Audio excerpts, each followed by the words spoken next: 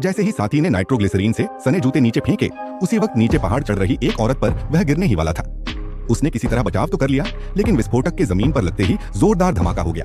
डरावनी धमक सीधी आसमान तक उठी और अगले ही पल भारी भरकम हिमस्खलन शुरू हो गया। औरत का एक साथी बर्फ के दबाव से सीधे खाई में गिर गया।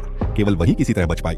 दूर पहाड़ चढ़ रही एक और टीम भी अचानक आई हिमस्खलन में दब गई। सिर्फ श्याओ मेई और उसके 2 साथी बर्फ के गड्ढे में गिरने से अस्थायी तौर पर बच निकले, लेकिन स्थिति गंभीर थी, क्योंकि कुछ ही सेकंड में बाहर निकलने का रास्ता बर्फ से बंद हो गया। खबर तुरंत ही बेस कैंप तक पहुंची। क्यांग भाई चांगे घबराते हुए वायरलेस से अपनी प्रेमिका श्याओ मेई को पुकारने लगे, लेकिन मोटी बर्फ के कारण सिग्नल पूरी तरह कट गया। जब सबने उम्मीद छोड़ दी थी, तभी अचानक हल्की सी टकटक की आवाज सुनाई दी।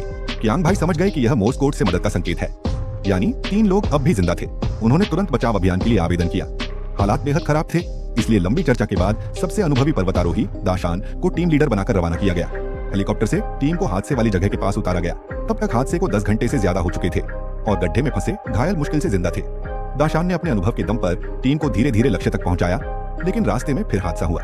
एक साथी के बैग से नाइट्रोग्लिसरीन लीक हो गया और धमाका होते ही पहाड़ का हिस्सा फिर से टूट पड़ा। मुश्किल से 3 लोग ही बच पाए। आखिरकार क्यांग भाई अपनी टीम के साथ बर्फीली गुफा के ऊपर तक पहुंच गए। उन्होंने सावधानी से नाइट्रोग्लिसरीन डालकर विस्फोट किया और दबा हुआ रास्ता खोल दिया, लेकिन तब तक सब थकान से चूर थे, जिससे बचाव रुक गया। निर्णायक पल में दाशान खुद नीचे उतरे। तभी सांग ब्याओ घबरा गया, क्योंकि सालों पहले एक पर्वतारोहण के दौरान उसकी गलती से दाशान की पत्नी की मौत हो गई थी। उसे डर था कि दाशान बदला लेगा, लेकिन दाशान ने कुछ नहीं कहा। वह जानता था कि लीडर के तौर पर उसका पहला कर्तव्य सबको बचाना है। उसने जल्दी सबको रस्सी से बांधा, लेकिन ऊपर खड़ा बर्फीला हिस्सा अचानक टूट गया और सब नीचे गिरने लगे। स्थिति देख दाशान समझ गया कि अगर सब गिरे तो कोई नहीं बचेगा। उसने तुरंत चाकू से रस्सी काट दी और सांड ब्याओ के साथ खाई में समा गया।